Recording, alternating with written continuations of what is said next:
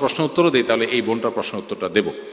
আমি একজন মেডিকেল ছাত্রী, খুবই সাধারণ, সব দিক থেকেই পড়াশোনা, টাকা পয়সা, বিশেষ করে চেহারা ডার্ক শ্যামলা, মাঝারি হাইট ধরনের। আমার চেহারা নিয়ে আমার কোনো ক্ষোভ নাই, কিন্তু যেহেতু বিয়ের সময় হয়েছে, আমার আম্মু আমার চেহারা নিয়ে বেশ হীনম্মন্যতায় ভোগেন। মুখের উপরেই বলেন যেহেতু আমি অসুন্দর, কোনো ভালো যোগ্য পাত্র আমি পাবো না। আমার কোনো প্রশ্ন নাই, তবে যদি কোনো কিছু আমার মায়ের উদ্দেশ্যে বলতেন, যাতে তিনি আল্লাহর উপর সম্পূর্ণ ভরসা রেখে তারপর আমার বিয়ের জন্য ছেলে খোঁজেন। প্রথম যে পুরুষকে দেখবে সে সাথে সাথেই যেন বিয়ের জন্য জোরাজোরি না করেন। দেখুন, আপনারা তো অনেকে হেসে দিয়েছেন প্রশ্ন শুনে, কিন্তু এই প্রশ্নটি আমি এর আগেই পড়েছি। প্রশ্নটা পড়ে আমার কাছে বেশ খারাপ লেগেছে, বা ভেবেছি যে এখানে 100-150 প্রশ্ন আছে, যদি 10টা প্রশ্নের উত্তরও দিই তাহলে এই বোনটার প্রশ্নের উত্তরটা দেব। কারণ এই বোন আশা করে প্রশ্ন করেছেন যে আমি হয়তো এই প্রশ্নের উত্তরে কিছু কথা বলবো যেগুলো তার মাকে তিনি শোনাবেন, হয়তো তার যে অশান্তি, তার দুঃখ, তার কষ্ট, তার ফ্যামিলিতে যে তার প্রতি টর্চার হচ্ছে, মেন্টাল টর্চার, সেটা হয়তো কিছুটা কমবে। দেখুন, দুর্ভাগ্য আমাদের, আমরা অনেকে নিজেকে মুসলমান দাবি করি, অথচ আমাদের আচার আচরণে আমরা মুসলমান নই। আমাদের প্রিয় নবী সাল্লাল্লাহু আলাইহি সাল্লামের সবচেয়ে কাছের, সবচেয়ে ভালোবাসার, সবচেয়ে আপন মানুষগুলোর মধ্যে থেকে একজন ছিলেন বেলাল রাদিয়াল্লাহু তাআলা আনহু। বেলাল রাদিয়াল্লাহু তাআলা আনহু কিন্তু একসময় কৃতদাস ছিলেন, আবার গায়ের রং ছিল কুচকুচে কালো, নিগ্রো। আবার তিনি কিন্তু আরবের মানুষ ছিলেন না, বাহির থেকে আসা মানুষ ছিলেন। এতগুলো তখনকার আরব, বিশেষ করে ইসলাম পূর্ব আরবের মানুষের মধ্যে যে মানুষের প্রতি ঘৃণা প্রকাশের যে কারণগুলো আছে, তার সবগুলো কারণ বিদ্যমান।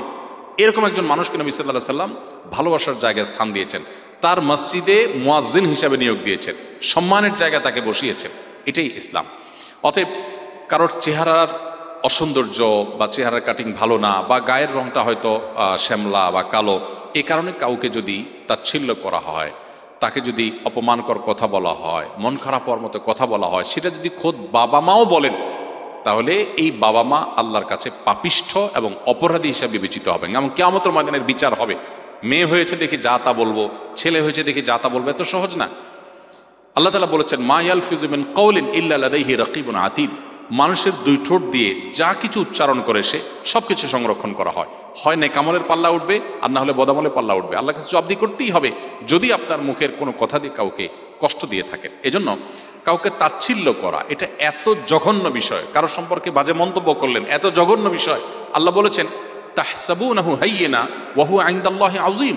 আল্লাহ কোরআনে বলেছেন, তোমরা এই জাতীয় বিষয়গুলোকে খুব তুচ্ছ মনে করো, যে একটু কি হলো আর এটুকু বললাম, অথচ এটা আল্লাহর কাছে মহা অপরাধ, জঘন্য অপরাধ।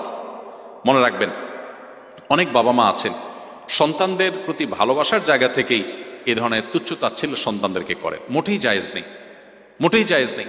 বাবা মা হিসেবে সন্তানকে আরো বেশি সান্ত্বনা দিবেন, তাকে আরো বেশি সাহস যোগাবেন, এবং আল্লাহর প্রতি ভরসা রাখবেন। ইমানদার কখনো আল্লাহর প্রতি নিরাশ হয় না।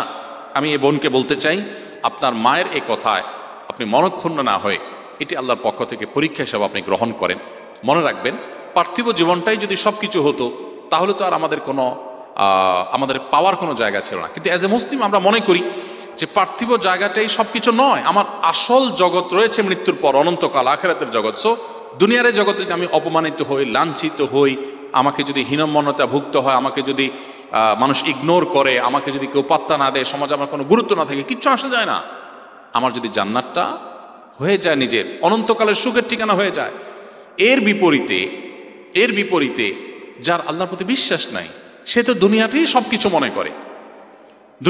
দুনিয়াকে সবকিছু মনে করার কারণে দুনিয়ার কোনো কিছু না পাইলে সে ডিপ্রেসড হয়ে যায়, সে পাগল পড়া হয়ে যায়, তার আখিরাতের প্রতি কোনো ভরসা নেই। অতএব আমি আপনাকে বলবো, আল্লাহর প্রতি ভরসা রাখেন এবং সবর করুন। এবং শেষে আপনার মাকে আমি বলতে চাই যে আল্লাহকে ভয় করবেন। সন্তানের আল্লাহ প্রদত্ত কোনো কিছুর কারণে সন্তানকে তুচ্ছ তাচ্ছিল্য করলে, তার মন খারাপ হওয়ার মতো কথা বললে, এটা নিজের ঈমানের দুর্বলতার প্রকাশ এবং কবিরা গুনাহ। আল্লাহর কাছে কিয়ামতের ময়দানে জবাবদিহি করতে হবে এবং এর জন্য শাস্তি পেতে হতে পারে।